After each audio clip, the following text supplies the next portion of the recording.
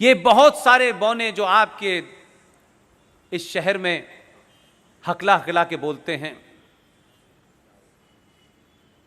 बहुत सारे लोग शेर व शायरी के माध्यम से आपको ज्ञान देते हैं, कुछ राइटर हैं, कुछ एक्टर हैं, अब उसमें से कुछ कंडक्टर हो गए हैं। अगर इस नरेटिव को आप तोड़ेंगे, जिस दिन भी आपके अंदर अपने इतिहास को, अपने पूर्वजों को लेकर के एक गौरव की भावना पैदा होगी, इंफीरियरिटी कॉम्प्लेक्स और कुंठा में रहने वाले समाज कभी भी जिंदा नहीं रहते। अगर आपके अंदर एक ऐसा भाव पैदा हो जाए कि आपको लगने लगे कि मुझसे दुनिया में कोई सुपीरियर है ही नहीं, मेरे पूर्वज ये थे, क्या कभी आपने अपने घरों के अंदर, आपको पता चल जाए कि आपके परिवार में कोई रानी लक्ष्मीबाई के दरबार में बहुत बड़ा मंत्री था, आप उसकी तस्वीर लगाते हैं कि नहीं लगाते हैं? आपको यह गौरव पैदा होता है कि नहीं पैदा होता? तो मुझे बताइए, दाऊद इब्राहिम के साथ की तस्वीर क्यों लगाते हैं? फिर तस्वीर लगाने का मतलब होता है कि आपके अंदर वो गर्व पैदा होता है, आपको दिखाने का शौक होता है कि मेरे पूर्वज ये थे। अगर आपने महाराष्ट्र से निकाल करके वीर सावरकर की तस्वीर घरों में लगी होती, छत्रपति महाराज शिवाजी की लगी होती, सुभाष चंद्र बोस की लगी होती, खुदीराम बोस की लगी होती, तो देश की सूरत बहुत पहले बदल गई होती है। इसलिए शुरुआत घर से करिए, बहुत दूर जाने की जरूरत नहीं है, किताबें मौजूद हैं। और मैं फिर कहता हूं कि जब किताबें पढ़ें तो क्योंकि थोड़े देर के लिए ये जो वातावरण है इसमें बहुत लोग आपको चैलेंज करने आएंगे, और जैसे ही सौरभ भाई बोलेंगे और हम जैसे बहुत सारे लोग जो बोल रहे हैं, ये फौरन कहा जाएगा, और कहा जाता रहा है पिछले 3-4 साल से।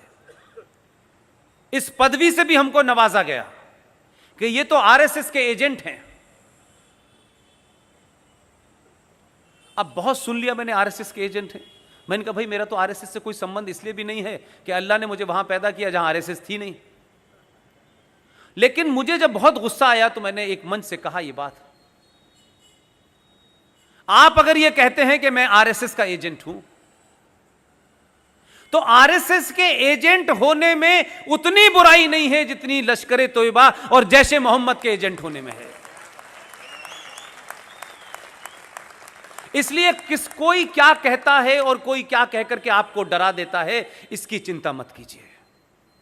और सारी किताबें आपके पास मौजूद हैं। मैं बार बार उन किताबों का जिक्र इसलिए करता हूं कि ये किताबें छुपाई गई, दबाई गई, बताई नहीं गई। आप सबके मन में जो बहुत सारे ऐसे लोग हैं जो बहुत कुछ पढ़ते हैं, उनके मन में एक सवाल होगा, ये मैं जानता हूं कि होगा, इसलिए मैं उसका जवाब देना चाहता हूं। मैंने अपनी स्पीच में शुरू में कहा, Maulana Abul Kalam Azad was the greatest fraud. आपको लगेगा कि जिन्ना के बाद वो तो महान थे क्योंकि उन्होंने तो जिन्ना की मुखालफत की थी। अगर मौलाना आजाद जैसे लोगों का कैरेक्टर, ये सेकुलर मुसलमानों का कैरेक्टर जो आज आप देख रहे हैं, पूरा बॉलीवुड क्या कर रहा है, राइटर क्या कर रहे हैं, प्रोड्यूसर क्या कर रहे हैं, वाइस चांसलर क्या कर रहे हैं, पूरे देश में एक आवाज नहीं उठ रही। इस 30 करोड़ में से कोई ये नहीं कह रहा कि ये सीएए से तुम्हारा कोई लेना देना नहीं है, कोई नहीं बता रहा। सब लोग घुमा फिरा के उस एजेंडे को चलाना चाहते हैं। इसलिए मैंने कहा कि कुछ कुछ किताबों का अगर जिक्र होता, कुछ किताबों को बताया जाता, तो आपके सामने सच्चाई आ जाती, और कोई आपको यह काउंटर नहीं कर पाता कि ये राइट विंगर्स ने किताब छाप दी है, आप उनकी किताब से हवाला दे रहे हैं। मैं तो उनके घर में जो बैठे हुए हैं, जो नेहरू जी की कैबिनेट का हिस्सा थे, प्राइम मिनिस्टर ऑफिस में थे, जो इंदिरा गांधी की कैबिनेट का हिस्सा थे, मैंने तो उनकी किताब का रेफरेंस दिया है। वो तो आरएसएस के नहीं थे। ऐसी सारी किताबों के बारे में कहता हूं। एक किताब अभी लेटेस्ट मुझे पता चली है, 1917 में एनी बेसेंट नाम की एक महिला थी, वो इंडियन नेशनल कांग्रेस की अध्यक्ष थी 1917 में। 1922 में उन्होंने एक किताब लिखी। वो किताब कैसे मिलेगी किसी ने सोचा नहीं। लेकिन अगर आप में, अब सॉरी टू से, लेकिन मैं इसलिए, जैसे गर्लफ्रेंड से मिलने के लिए रास्ते निकालते ना आप, हम में से बहुत लोग छत कूद के गए होंगे, मान लीजिए, क्या बात है, ऐसा होता है, सच बात है ये। जब आपको कुछ करना होता है तो आप कैसे रास्ते निकालते हैं, और आपको कुछ नहीं करना होता तो आप इतने बहाने बनाते हैं कि लगता है कि वो काम हो नहीं सकता। वो किताब रिसेंटली मुझे अभी मिली है, उस किताब का नाम है future politics of India, written by Annie Besant. वो अपनी किताब में क्या कहती हैं कि जिस जमाने होम रूल की बात हो रही थी, उस जमाने अंग्रेज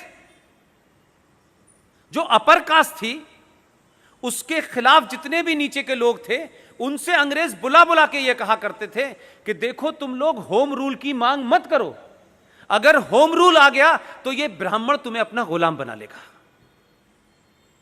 ये एनी बेसेंट लिख के गई है, ये किसी और ने नहीं लिखी, वो किताब अवेलेबल है।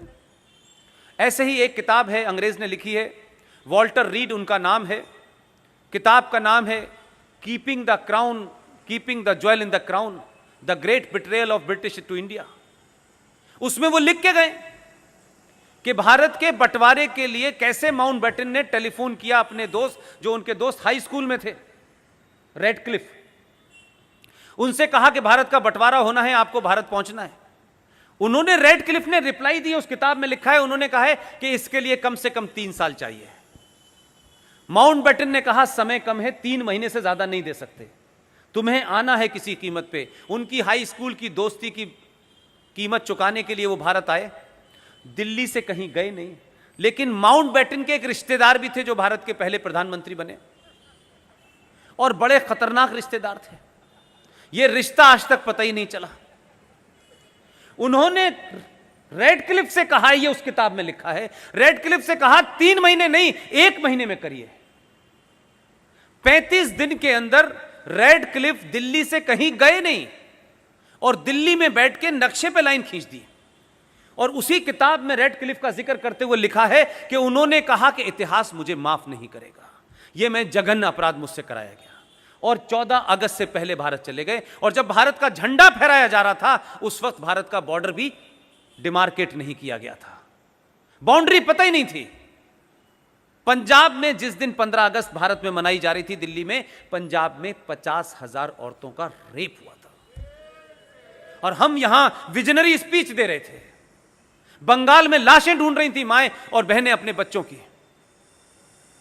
हमें इस झूठ के साथ आजादी मिली है और उसी झूठ के साथ हम चल रहे हैं। जब तक ये झूठ चला तब तक बहुत लोग आए, और इस झूठ पे से हल्की सी कालिक पुती है, इसलिए अब दूसरे लोग आने शुरू हो गए। ऐसे ही एक किताब है, उस किताब का नाम है one life is not enough. ये हिंदुस्तानी ने लिखी है, 24 कैरेट के हिंदुस्तानी ने लिखी है, राजस्थान के रहने वाले हैं। जवाहरलाल नेहरू जब प्राइम मिनिस्टर थे तो उनके ऑफिस में काम करते थे। इंदिरा गांधी थी तो भारत के फॉरेन मिनिस्टर बने, पाकिस्तान में भारत के हाई कमिश्नर बने, जीवित हैं, बड़े महान और मस्त आदमी हैं। उस किताब में लिखा हुआ है कि ये डिबेट के रेफरेंस में मैं कह रहा हूं, इसलिए वो किताब मैंने ढूंढी, क्योंकि मुझे कोई रेफरेंस देना था, तो मुझे कोई ऐसी घटना निकालनी थी कि ये वाकई में कभी हुई है या नहीं हुई है। भारत में एक लोक नायक के नाम से एक साहब मशहूर हुए, जिन्हें जयप्रकाश नारायण कहते हैं। उन्होंने किस सरकार के खिलाफ मूवमेंट चलाया ये विषय नहीं है, लेकिन एक जन आंदोलन बड़ा खड़ा किया आजाद भारत के बाद। सत्ता का परिवर्तन हुआ, यह भी मेरा विषय नहीं है। जब उनकी मृत्यु हुई तो भारत की पार्लियामेंट के अंदर कुछ लोगों ने यह सवाल उठाया कि उनको श्रद्धांजलि देनी चाहिए, he was a great guy, बहुत बड़े आदमी थे।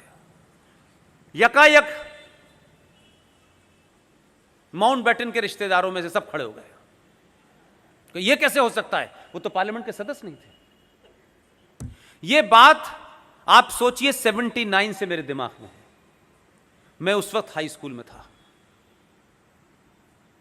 और मुझे जवाब अभी 6 महीने पहले मिला। एक किताब मैंने खरीद के रखी 2 साल पहले, खरीद के रख ली, पढ़ता नहीं था मैं, लेकिन ये कुछ ऊपर वाले की देन है, सही समय पे मुझे वो मिल गई। मैं अपने साथी ओम यादव जी, जो बनारस से आए हैं, ग्रेजुएट हैं, मेरे साथ मेरा पूरे साथ रहते हैं 24 घंटे, सब छोड़ दिया है उन्होंने। मैं उनको कुछ देता लेता नहीं हूँ, वो सिर्फ वॉलंटरी मेरे साथ पिछले 2 साल से हैं। पूरी